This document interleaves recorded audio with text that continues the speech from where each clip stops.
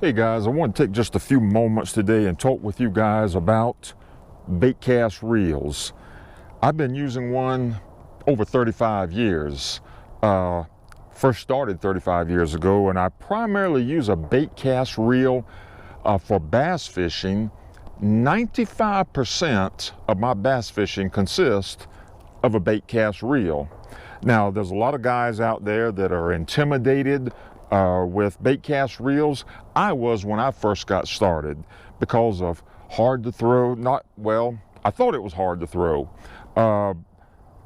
When I threw it, it would bird nest with me, all wad up. And I got so frustrated back then till there was a couple times I said, man, I'm taking this thing back and I'm going back and get my money back because it's frustrating. I was using just the regular spinning reels all those years, but I kept on with it, and now really I wouldn't use hardly anything else for bass. It's pretty easy to figure out because I've had guys say before, man, those things are so hard to use. Well, actually, they're not hard to use once you get used to them. I want to share a few things about the Baitcast Reel. I usually use, for most applications, 15-pound test line on there. Not in all cases, but most cases. Sometimes you'll go less line, sometimes more line. But I want to share a few features with some of you guys that have never used one before, or some of you guys who are having trouble using a Baitcast Reel. One of the features right here, you want to set your drag. That is your drag right there, just about on every one of them. Of course, if you turn it clockwise, you're going to tighten it up so much till a fish can't even pull it out. But if you get a big one on there, you're going to take a chance on possibly popping your line. Set it too loose, he's going to strip line like crazy. So you want to work with that and get that set to where you're comfortable with how much line a fish can pull out. The next thing is spool control. And what I mean by that, you got a little knob right there. You can tighten this little knob right all the way up, and when you go to cast, actually you won't even be able to cast. It'll be so tight. If you loosen it too much, the line will just free fall right down very fast, and that a lot of times is what causes your bird nest. Line wadding up on your spool there if you set it too loose. You've got to set that just right, and I'm going to show you a way to set that the way that it's supposed to be. When you set this, whatever lure you're using, and today I'm using a Texas rig plastic worm with the cone sinker. Every time you put a lure on there, what you want to do is you want to tighten it up, you want to click to loosen it up, and I'll hold it where it won't fall down, and then you want to ever so slowly turn that counterclockwise, very easy, until your lure very slowly goes to moving down like that. And you pretty well got it set then, and then you can tweak it if you need to. Next thing, thumb control. You gotta have proper thumb control on a Baitcast Reel. You hold it, you click it, you hold your thumb on there until you get ready to cast. You cast, I never really take my thumb too far away from the spool.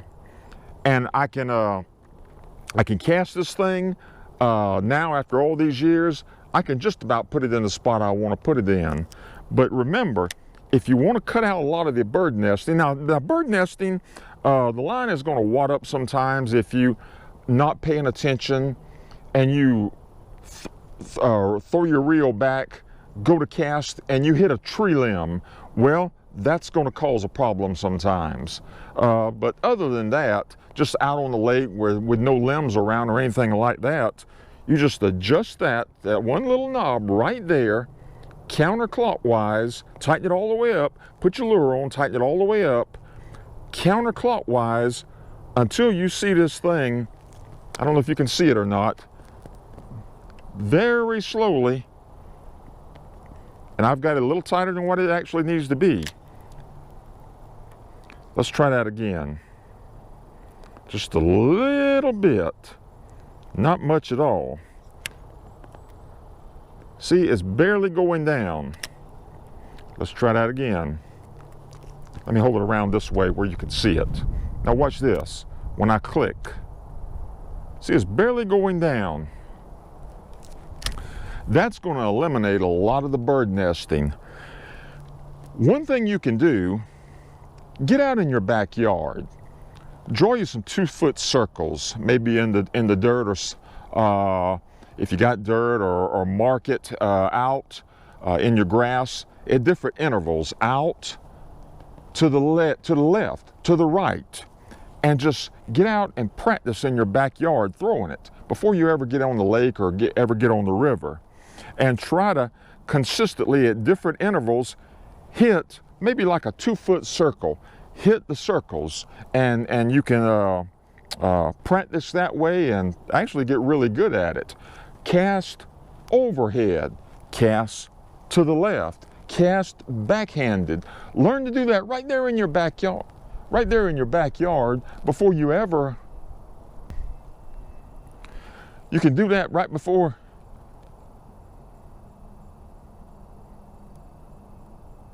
I'm getting a weird alert on my phone.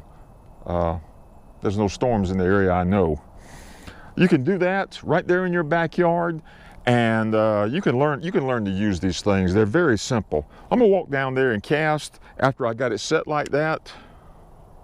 See that thing coming out? Very easy to use. I'm gonna walk down there and cast.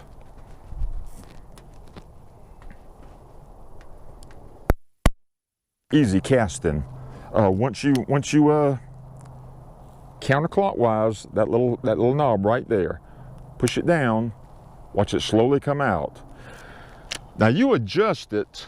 If you got a plastic worm on there, you adjust it. If you got a topwater bait, if you got a crankbait, if you got a spinner bait, because of course lures have different weights to them, you can adjust it like that, and you can learn to cast this thing with ease.